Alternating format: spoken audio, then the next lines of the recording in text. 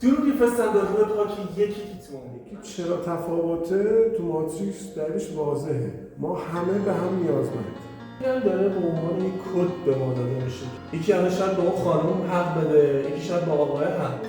این خانم الان ما چجوری بیاره تو مسیر آدم که بددله فقط داره خودش رو میبینه، طرفش اصلا نمیبینه.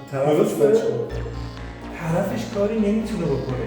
بعضیا رو نمیشه عوض کرد. میتونی میتونی راه نجاتتون پیدا کنی. اسیر ذهنتون نشید.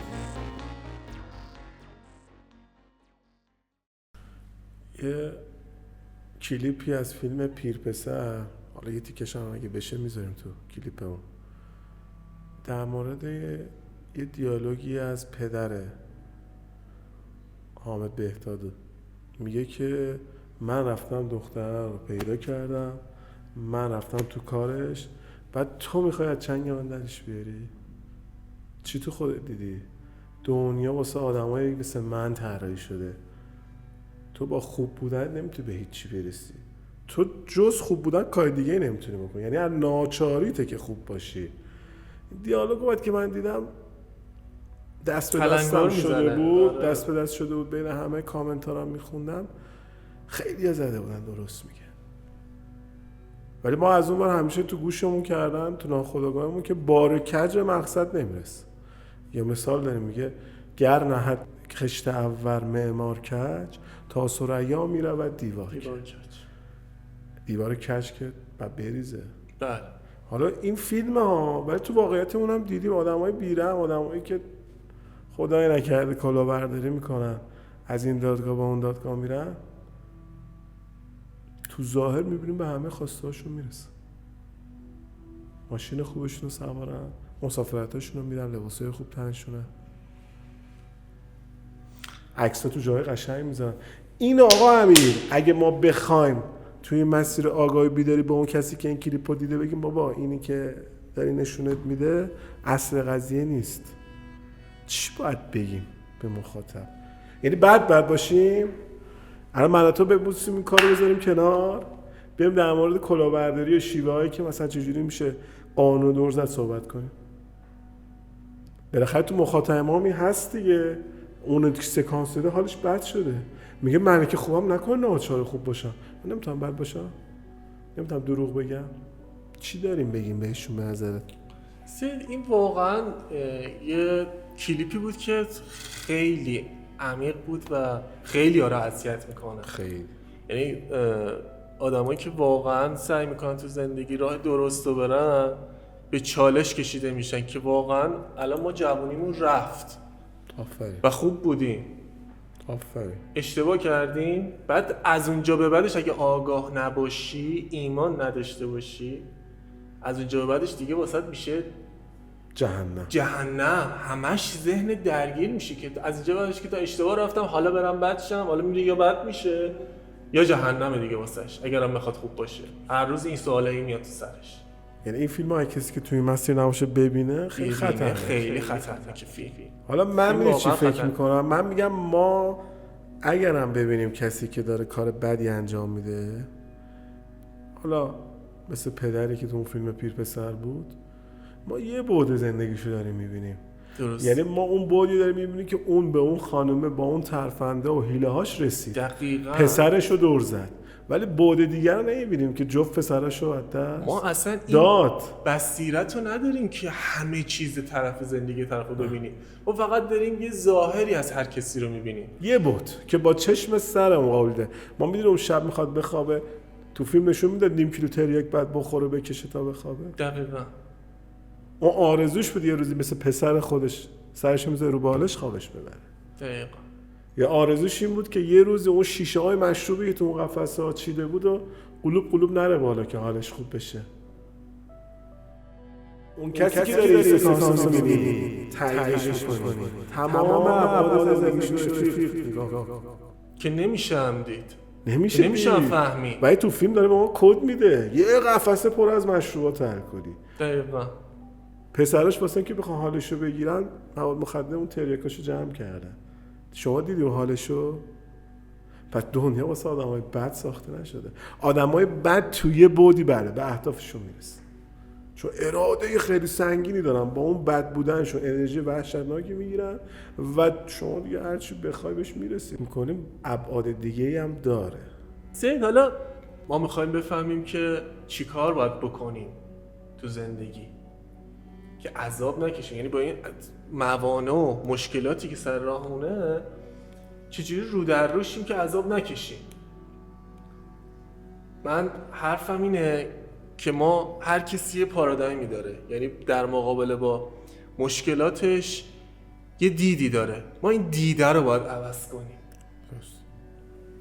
ما تنها کاری که باید تو زندگی انجام بدیم به هیچ کسی کاری نداشته باشیم که کی چی میگه، کی داره راجع به ما چه نظری میده.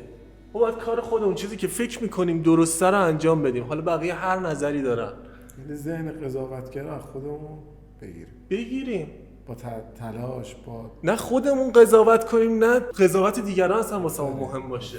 یعنی اون وقت و انرژی که ما صرف کنیم مثلا دوستمون رو واسه رشد فکرمون بذاریم، واسه رشد ذهنمون بذاریم. چرا ما باید فکر کنیم اون چرا اینجوری مثلا گفت، چرا با این ماشین اومد، چرا این عکسو گذاشت، به ما ربطی نداره.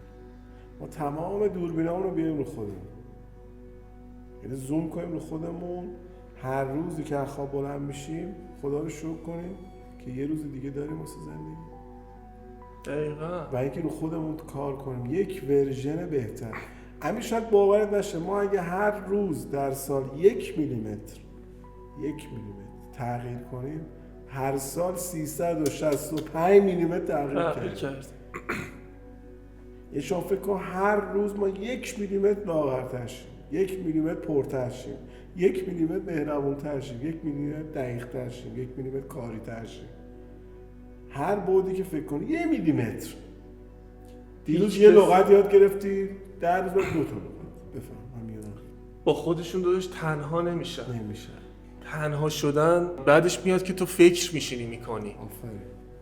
که چیه، کی داره چی میگه، چی از زندگی میخوای، درست چیه، غلط چیه نظر خوده. حرف اینه که تو ایمان داشته باشی، اعتماد داشته باشی به اون راهت، ذهنتو رشد بدی و اینکه حرف بقیه واسط مهم نباشه. واقعا من داشتم چند روز پیش تو اینستاگرام یه دونه پست می‌دیدم، طرف رفته بود کهریزک بود فکر میکنم، حالا مثلا میره این ور کمک میکنه به بچه‌هایی که حالا مشکل بیماری دارن، سرطانی دارن، سالمندا.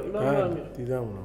آره زیرش داشتن چقدر مثلا فوش داده بودن که آره تو مثلا اینو واسه فالوور می‌خوای، اصلا واسه فالوور داره میکنه کار خوبه رو که داره انجام میده. یه فعلی داره انجام میده و اون فعل خوبه. چه قشنگ آدم اینجوری ریا کنه. آقا برید به 100 تا پیرمرد پیرزن سر بزن. میگم آخه اون دیده دقیقاً اینه که اون طرف داره این کارو انجام میده، اون کار خوبه رو داره انجام میده، ولی ما دوست داریم از دل اون کار خوبه درش بیاد. اون کار خوبه رو داره انجام میده، شاید تو ذهنش اینه که اینو من انتشار بدم بقیه هم برن همچین کاری بکنن. چرا اینجوری میبینید که فقط واسه فالوور داره این کارو میکنه؟ یعنی میگم دیدتون نباید فقط شاید من بیننده ذهن حسودم یه لحظه خودشو میذاره جای میگه من که نمیتونم، نه پولشو دارم، نه حالشو دارم، نه حوصله‌شو دارم، یکی از اینا رو ندارم که خودش آروم شه. فقط میگه خودش آروم شه. نگاه کن رفته مثلا 4 تا پیرزن یا 4 تا مریض سرطانی و سر زده خندونده رقصونده که حالا فالوور بشه. خب فالوور واسه چی میخواد؟ یکی از اون بچه‌ها به مشکل بخوره میاد میذاره تو صفحه‌اش، یکی از اون پیرمرد پیرزنا نیاز داشته باشه کمکی بخواد میذاره تو صفحه‌اش. فالوورها رو واسه چی میخواد؟ یکی از اهدافش شاید کسب درآمد باشه، یه دونه از اون 100 تا هدفش. خب چه اشکالی، روزی اونم باید بگذره، اونم روزی داشته باشه. اصلا شاید اصلا هدف 50% هدفش هم اون باشه. آره ولی کار درسته رو داره مهم نیست اصلا، مهم نیست. ما اصلا چی کار داریم؟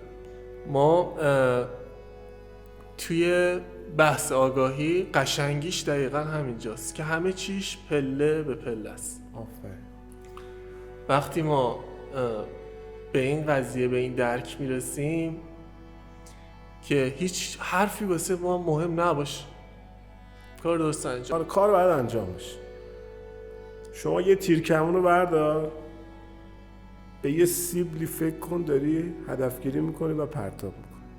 آدم هایی که تفکراتی دارن، سیاست هایی دارن، مراتبی رو باید طی کنن تا به اون سیب هدفگیری کنه شاید 5 دقیقه 6 دقیقه طول بکشه، ولی اونی که وهم داره میزنه شاید سومیش بخوره به هدف.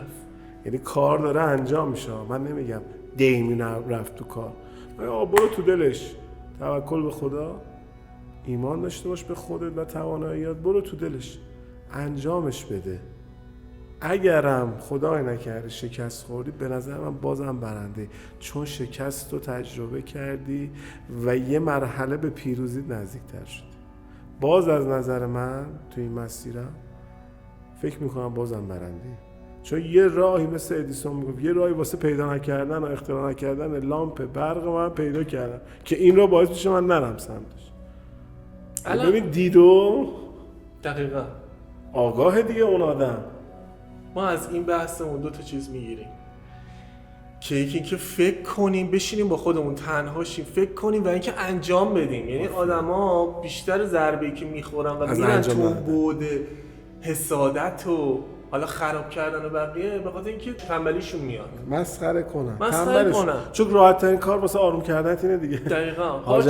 حاج امرو ریاکو سیده خودتو آروم میکنی تمام میشه. ولی خب بابا یه کاری باید انجام بدیم، از دل اون درست و غلط رو در بیاریم. وقتی بشینی با خودت تنهاشی فکر کنی، میکشی بیرون اون صفات بدت، حسادت ها، اون غیبت ها، هر چیزی که هست میکشی بیرون، اونا رو میشناسی و کارهای درست انجام میدی، بری تو دلش. آفرین. همین. آفرین.